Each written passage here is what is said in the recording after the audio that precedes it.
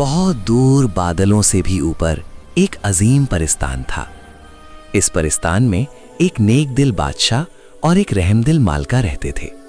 दोनों अपनी राया से बहुत मोहब्बत करते थे। गरीब हो या अमीर, सबके दुख सुख का ख्याल रखते थे। लेकिन उनकी जिंदगी में एक कमी थी, उनकी कोई औलाद नहीं थी। बादशाह और मालका अक्सर महल के झरोखे में खड़े होकर आसमान की तरफ देखते और दुआ करते, काश हमारी भी कोई बेटा या बेटी होती जो इस महल को खुशियों से भर देती। एक दिन उनकी दुआ रंग ले आई। मालका ने एक खूबसूरत परी को जन्म दिया। परी के पैदा होते ही पूरे परिस्तान में खुशी की लहर दौड़ गई। दरख्तों से चिराग जैसी रोशनी निकलने लगी, परिंदे खुशी से चहक उठे, नहरें चमकने लगीं। बादशाह और मालका ने अपनी अकलौती बेटी का नाम पिया रखा। खुशी में पूरे परिस्तान में 7 दिन और 7 रात का जश्न मनाया गया।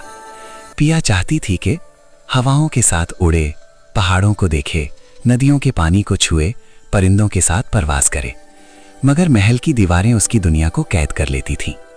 आखिर एक दिन पिया ने फैसला कर लिया, मैं अब मजीद कैद में नहीं रह सकती।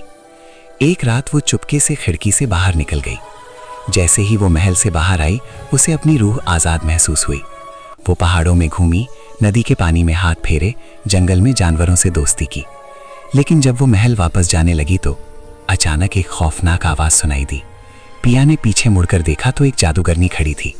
जादूगरनी ने पिया पर जादू कर दिया और पिया बेहोश हो गई। जब उसकी आंख खुली तो वो खुद को एक खोखले दरख्त के तने में कैद पाया।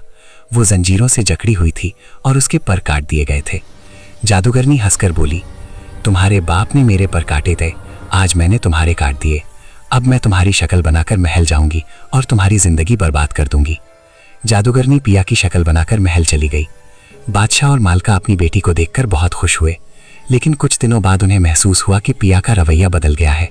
वो नौकरों से बदतमीजी करती, बेकसूर राया को सजा देती। बादशाह और मालका परेशान हो गए। इसी जंगल से एक दिन शहजादा अलियार गुजरा। उसने एक अजीब सा दरख्त देखा और सोचा, थोड़ी देर यहाँ आराम कर लेता हूँ। जैसे ही वो दरख्त के पास बैठा, एक रोशनी चमकी और शहजादा दरख्त के अंदर चला गया। अंदर उसने देखा परी पिया जंजीरों में कैद रो रही थी। पिया ने अपनी पूरी कहानी सुना दी।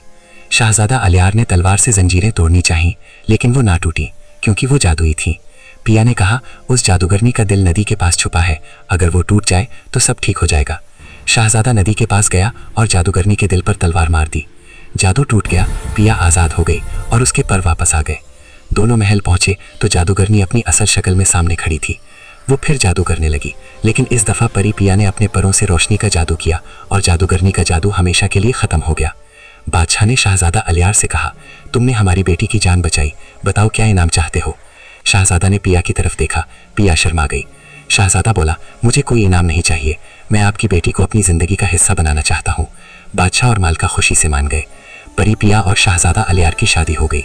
महलों में फिर से रोशनी थी, परिस्तान दोबारा खुशियों से झूम उठा और इस तरह अजीम परिस्तान की कहानी हमेशा के लिए अमर हो गई।